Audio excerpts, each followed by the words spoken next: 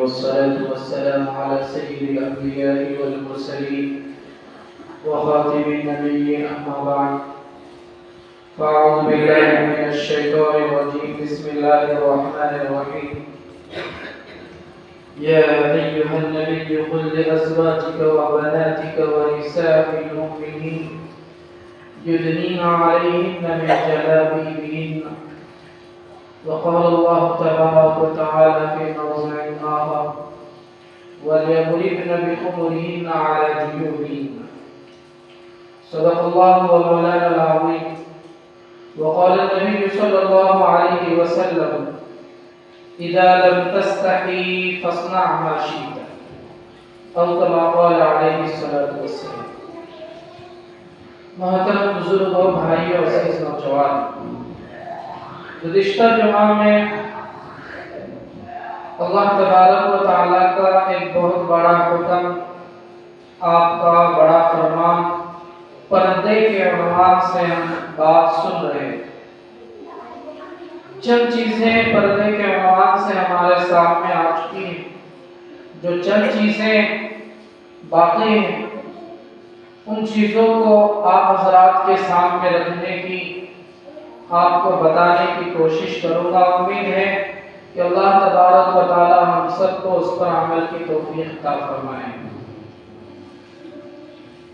محترم بھائیوں، قرآن مجید کو اگر ہم اٹھا کر دیکھتے ہیں تو قرآن مجید میں اللہ تبارک و تعالی صاف صاف ایک بڑا حکم سیدھا ازواج مطہرات کو دے رہے ہیں.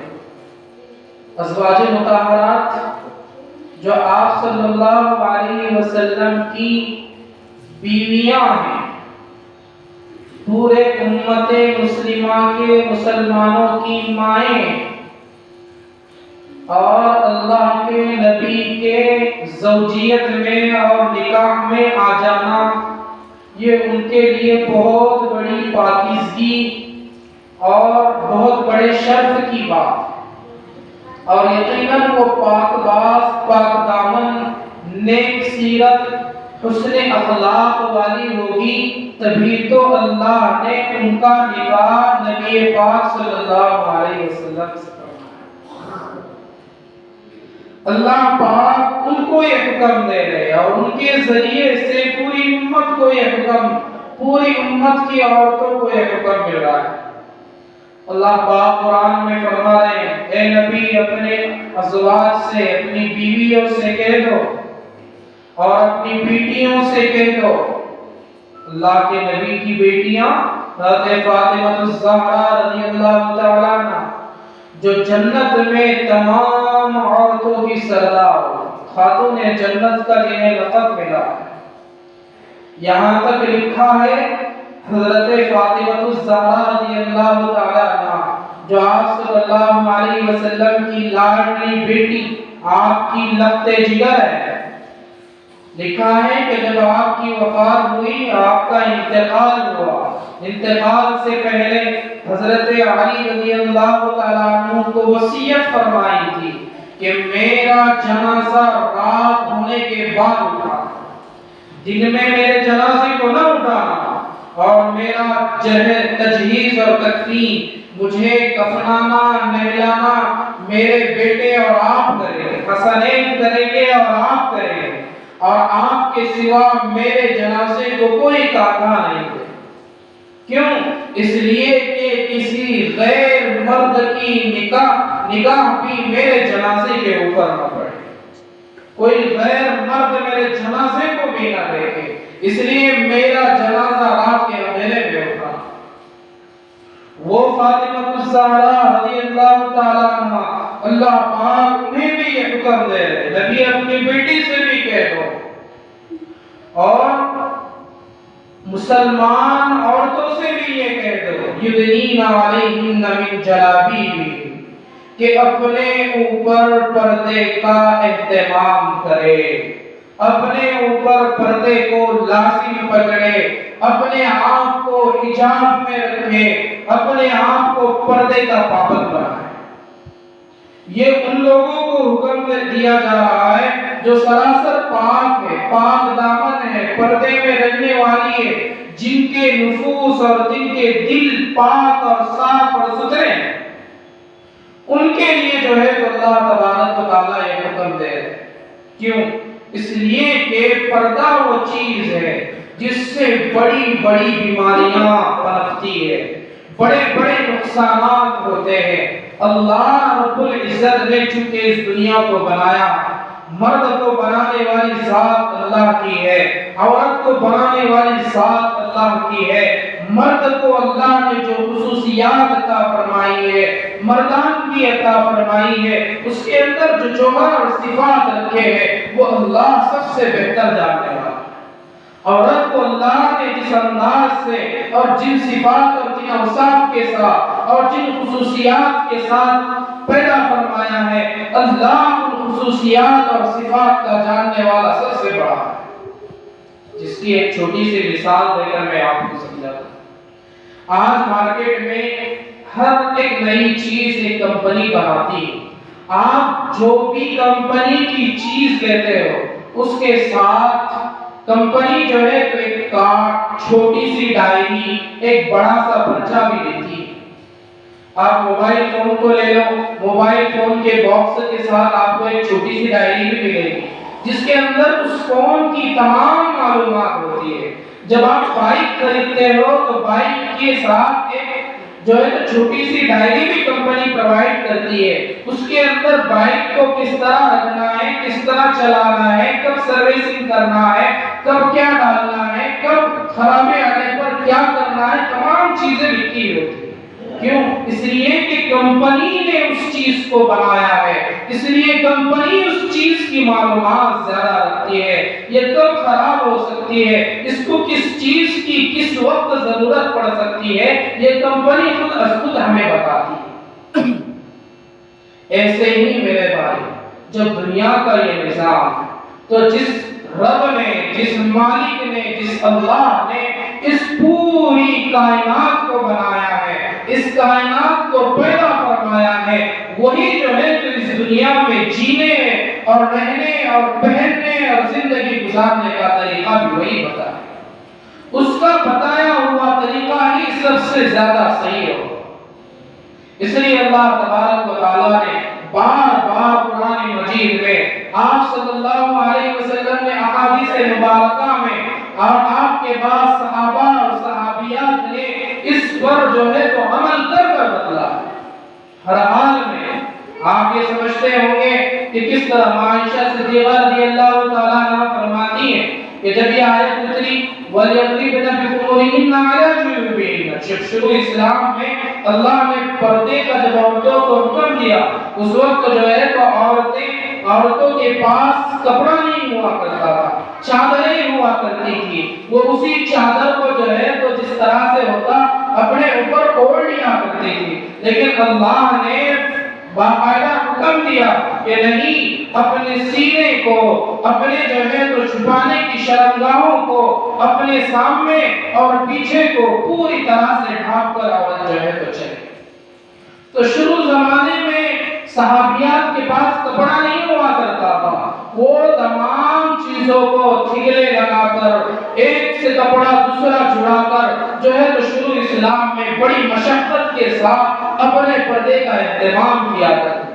کیا ہم نے کہیں صحابیات کے بارے میں نہیں سنا کہ وہ باقاعدہ جنگوں میں بھی جایا کرتی تھی، جنگیں بھی لڑا کرتی تھی؟ جنگیں احزاب کے موقع پر جب تمام مشرکین مکہ اور تمام اطراف کے کافرین مدینے پر چڑھائی کرنے کے لیے تیار ہو گئے، اس وقت جو ہے تو بہت سی صحابیات نے اس جہاد کے اندر حصہ لے کر، چونکہ آپ صلی اللہ علیہ وسلم نے عورتوں کو ایک طرف محفوظ جگہ پر رکھا ہوا تھا، جب کافروں نے اس طرف حملہ کرنے کی کوشش کی تو ایک صحابی ام عمار رضی اللہ تعالیٰ عنہ نے دیکھا کہ ایک بدماش کافر عورتوں کی طرف لپک رہا ہے، تو انہوں نے اس کے ہاتھ میں تلوار نہیں دیکھی، اپنے پردے کا اہتمام کرتے ہوئے تمام چیزوں سے لکڑی کے ساتھ اس کا مقابلہ کیا اور اس کو مارا۔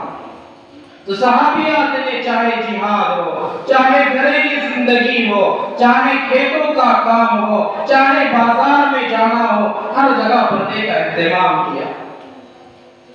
ایک صحابی ہے ابو سعید خدری رضی اللہ تعالیٰ عنہ، وہ بیان فرماتے ہیں کہ ایک نوجوان ہمارے قبیلے کا تھا، ہم آپ صلی اللہ علیہ وسلم کے ساتھ جنگ میں جایا کرتے تھے، اس کی نئی نئی شادی ہوئی ہے، وہ صحابی تھا، آپ صلی اللہ علیہ وسلم کے ساتھ جنگ میں جایا کرتا تھا۔ جب اس کی شادی ہوئی اس کے دوسرے ہی دن جو ہے ہم سب کو جنگ میں روانہ ہونا، لہذا ہم سب جنگ میں روانہ ہو گئے، وہ بھی جو ہے تو جہاد میں شریک ہو گئے۔ اپنی نگے کی دلہن کو گھر پر چھوڑ کر کہاں جا رہا ہے؟ اللہ کی راہ، اللہ کے جہاد۔ اب ہمارے پاس بہت بڑا میدان لگ رہا ہے، ہمارے پاس تو وقت ہی وقت ہے، اجتماع آ رہا ہے نا، وقت ہی وقت ہے ہمارے پاس۔ اب دیکھتے ہیں کہ کون کتنی قربانیاں دیتا ہے، کون کتنا وقت دیتا ہے، کون کتنا مال لگاتا ہے۔ صحابہ نے تو نئی نئی دلہن کو چھوڑ کر اللہ کی راہ میں لڑنے کے لیے تیار ہو گئے، چلے گئے۔ تو وہ صحابی جو ہے تو جنگ کے جو ہیں تو ایسے نہیں کہ صبح میں گئے اور شام کو واپس آ گئے، کہ صبح کا کھانا کھا کر نکل گئے اور شام دوپہر دن بھر جنگ لڑتے رہے اور شام میں جو ہے تو اللہ کے نبی کے ساتھ واپس آ گئے کھانے کے لیے سونے کے لیے، نہیں گئے۔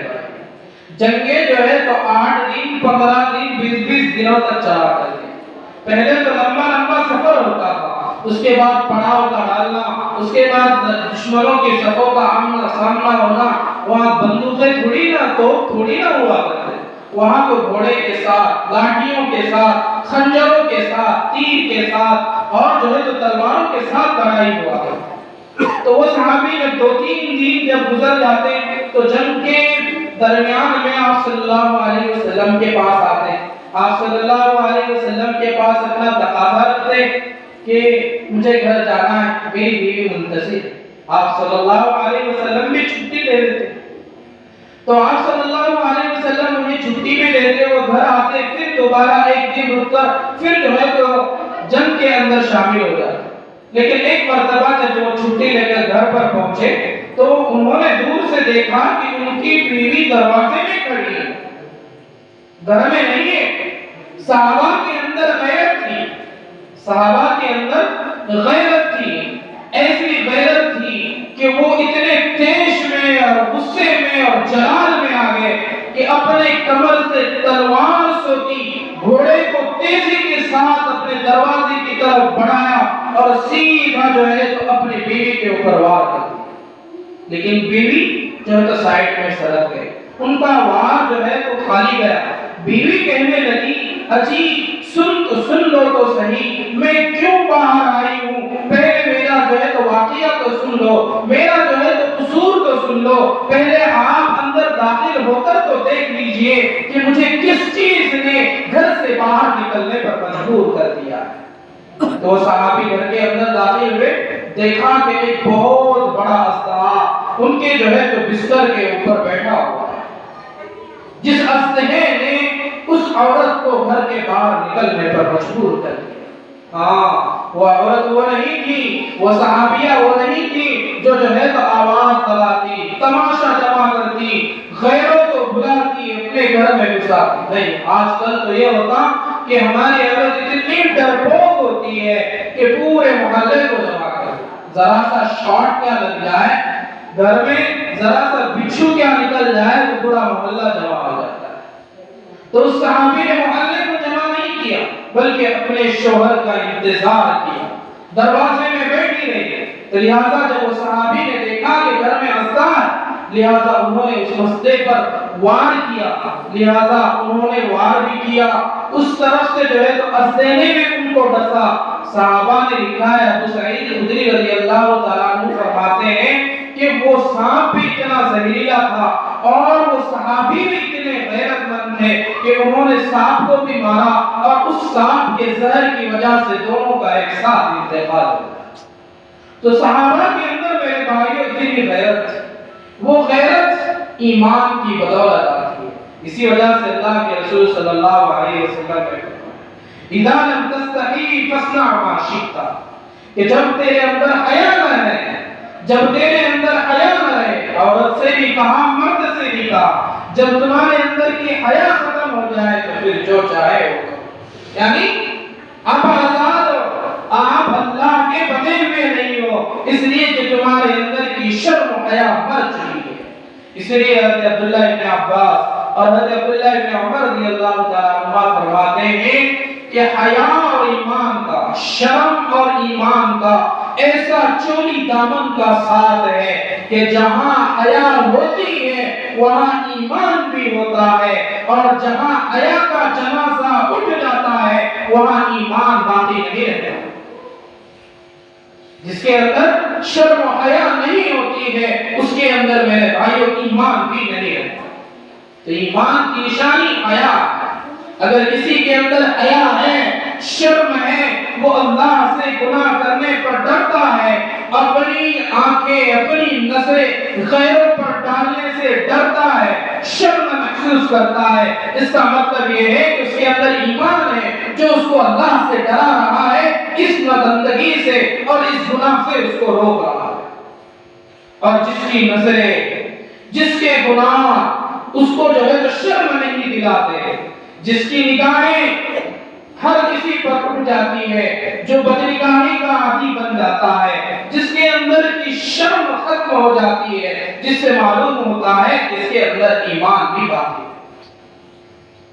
تو صحابہ اور صحابیات نے میرے بھائیوں اس پردے کے حکم پر ایسا عمل کر کر بتلایا, ایسے سینکڑوں واقعات, صحابہ اور صحابیات کے سینکڑوں واقعات ہیں. لیکن ہمارے معاشرے میں کیا ہو رہا ہے؟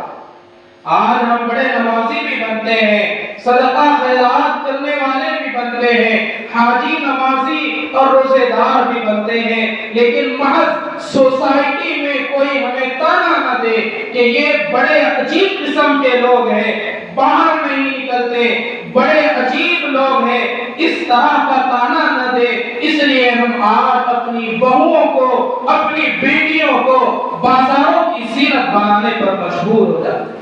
کیا آج ہماری بہنیں اور بیٹیاں بازاروں کی زینت نہیں بنی ہوئی؟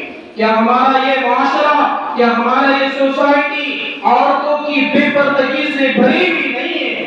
کیا ہمارا آج کا نوجوان اپنی للچائی ہوئی نگاہوں سے اپنی بہنوں پر اور اپنی ماں پر نگاہیں نہیں ڈالتا ہے؟ یہی وہ چیز ہے. اللہ کے رسول صلی اللہ علیہ وسلم نے فرمایا کہ نظر شیطان کے تیر میں سے سب سے بڑا تیر ہے. بدنگاہی شیطان کا سب سے بڑا ہتھیار ہے. آج کل مسئلہ تو ہم ضرور معلوم کرتے ہیں. ہم یہ کہتے ہیں کہ پہلے اٹھنے والی نگاہ جائز ہوتی ہے, پہلے اٹھنے والی نگاہ پر جو ہے تو گناہ نہیں ملتا ہے. جی ہاں ضرور, لیکن میرے بھائیوں برائی سے بچنے کا یہ طریقہ نہیں. یہ گناہ سے بچنے کا طریقہ تو ضرور ہو سکتا ہے, لیکن برائی سے بچنے کا طریقہ نہیں ہے. اس لیے کہ جب انسان کی نگاہ غلط جگہ پر پڑتی ہے, کسی نامحرم پر پڑتی ہے, تو پہلی مرتبہ تو یقیناً جو ہے تو اللہ کی طرف سے معافی ہوتی ہے, لیکن وہ چہرہ, وہ بے پردگی, وہ بری دیکھی ہوئی بدنگاہی کی چیز اس کے دل و دماغ میں نقش ہو جاتی ہے, جو اس کو دوبارہ دیکھنے پر مجبور کر دیتی ہے.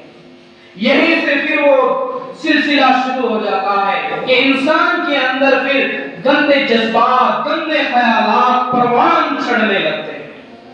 اسی لیے اللہ کے نبی نے فرمایا کہ بدنگاہی شیطان کے تیروں میں سے سب سے بڑا تیر ہے.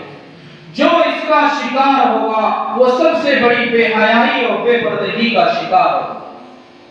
تو صحابہ اور صحابیات نے میرے بھائیوں اس پردے کے حکم پر عمل کر کے اپنے معاشرے کو سنوارا تھا, اپنے معاشرے کو بنایا تھا, اپنے ایمان کو بنایا تھا, اپنے گھروں کو جوڑا تھا, اپنی بہوؤں اور بیٹیوں کی عزتوں کی حفاظت کی. اور ہم نے جو ہے تو قرآن کے اور اللہ کے نبی کے اس حکم کو توڑ کر اپنے معاشرے کو تباہی کی طرف دھکیل دیا ہے, اپنے خاندانی نظام کو تباہ و برباد کر دیا ہے, اپنی بہوؤں اور بیٹیوں کی عزتوں کو نیلام کر دیا. میرے بھائیوں جس قوم کی بیٹیاں، جس قوم کی بہوؤں کی اور عورتوں کی عزتیں نیلام ہو جاتی ہے اور ان کی عزتیں محفوظ نہیں ہوتی ہے، تو ان کی کوکھ سے پھر نیک لوگ جنم نہیں لیتے، ان کی کوکھ سے پھر قوم کے معمار پیدا نہیں ہوتے، ان کی کوکھ سے پھر ایمان کو بڑھانے والے، ایمان کا پرچم لہرانے والے، اللہ کا نام بلند کرنے والے، اسلام کو غلبہ دلانے والے پیدا نہیں ہوا کرتے۔ اس کوکھ سے میرے بھائیوں پھر نامرد پیدا ہوتے ہیں، اس کوکھ سے پھر شرابی جنم لیتے ہیں، اس کوکھ سے پھر دنیا میں معاشرے کے سب سے گھناؤنے دہشت گرد جو ہے تو جنم لیتے ہیں۔ یہ وہ بیماری ہے جس نے آج جو ہے تو ہمارے معاشرے کو میرے بھائیوں تباہ و برباد کر دیا۔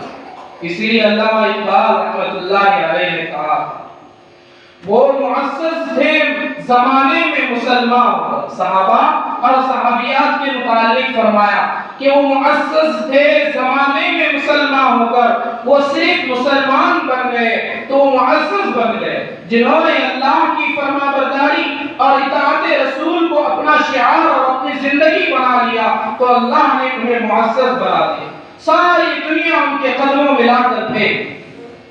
وہ معزز تھے زمانے میں مسلمان ہو کر اور ہم خوار ہوئے، ہم ذلیل ہوئے تاریخ قرآن ہو کر۔ ہم نے قرآن کو چھوڑ دیا، ہم نے قرآن کے پیغامات کو چھوڑ دیا، ہم نے اطاعت رسول کو چھوڑ دیا، جس کی وجہ سے ذلت ہمارا مقدر بنی ہوئی۔ کیا آج مسلمان پوری دنیا میں جو ہے تو ذلت و رسوائی کی زندگی نہیں گزارا؟ اس کی ایک بہت بڑی وجہ یہ بھی ہے، اس لیے کہ میرے بھائیوں جس معاشرے میں بے پردگی عام ہو جاتی ہے، جس قوم کی مائیں اور بہنیں جو ہے تو بے پردہ ہو جاتی ہے، عریانیت کی جو ہے تو صد میں آ جاتی ہے، اس معاشرے کے اندر، اس قوم کے اندر تباہی اور بربادی کے سیلاب آ جاتے ہیں۔ آج اس بے پردگی کی وجہ سے میں آپ کو کیا بتاؤں کتنے نقصانات ہمارے معاشرے میں ہو رہے ہیں۔ سب سے بڑا نقصان تو احادیث میں آتا ہے کہ اللہ کے رسول صلی اللہ علیہ وسلم نے تشبیہ دی کہ جو عورتیں اور جو مرد اپنی نظروں کا خیال نہیں کرتے، حفاظت نہیں کرتے، پردہ نہیں کرتے، تو ان کے اندر ایک بیماری جنم لیتی ہے، جو بیماری مکھی کے اندر ہوتی ہے۔ شہد کی مکھی کے اندر ایک بیماری ہوتی ہے، بیماری نہیں بلکہ ایک عادت ہوتی ہے کہ وہ ایک سے دوسرا، دوسرے سے تیسرا، چوتھا، پانچواں ایسا ہزاروں پھولوں کا رس چون کر جو ہے تو ایک چمچ شہد تیار کرتی ہے۔ اور ایک مکھی کی زندگی سائنسدانوں نے لکھی ہے کہ وہ 1000 پھولوں کو چوسنے کے بعد ختم ہو جاتی ہے۔ تو مکھی کو جو ہے تو ہر پھول چوسنے کی عادت ہوتی ہے۔ ایسے ہی جو مرد ہوتے ہیں، جو عورتیں ہوتی ہیں جن میں بے پردگی، بے حیائی جنم لیتی ہے، جو اپنے نگاہوں کی حفاظت نہیں کرتے ہیں، ان کی اندر بھی یہی عادت پیدا ہوتی ہے کہ اگر ان کا نکاح بھی کر دیا جائے تو ان کا نکاح سے دل نہیں بھرتا، وہ دوسری جگہ منہ لگانا جانتے ہیں، وہ دوسری جگہ منہ لگانے پر دوسری جگہ اپنے رشتے اور تعلقات قائم کرنے پر مجبور ہو جاتے ہیں۔ اور بتائیے کہ کیا ہمارے معاشرے میں یہ نہیں ہو رہا ہے؟ شادی شدہ عورتیں اور مرد کیا دوسری جگہ اپنے غلط تعلقات کی بنیاد پر اپنی زندگیاں خراب نہیں کر رہے ہیں؟ کیا اس کی بنا پر خاندانی نظام تباہ نہیں ہو رہے ہیں؟ کیا اس کی وجہ سے کئی عورتوں کی عزتیں اور زندگیاں خراب نہیں ہو رہی ہے؟ کیا ان چیزوں کی وجہ سے کتنے یتیم اس قوم کے اندر بنتے جا رہے ہیں، کتنی بیوائیں بنتی جا رہی ہیں، کتنے ایسے نالائق مرد ہیں جو اپنے بچوں اور عورتوں کو چھوڑ کر کسی اور جگہ پر زندگی گزارنے پر مجبور ہو رہے ہیں؟ تو میرے بھائیوں یہی وہ بے پردگی ہے جو معاشرے کو اور قوم کو تباہی کے دہانے پر لے آتی ہے۔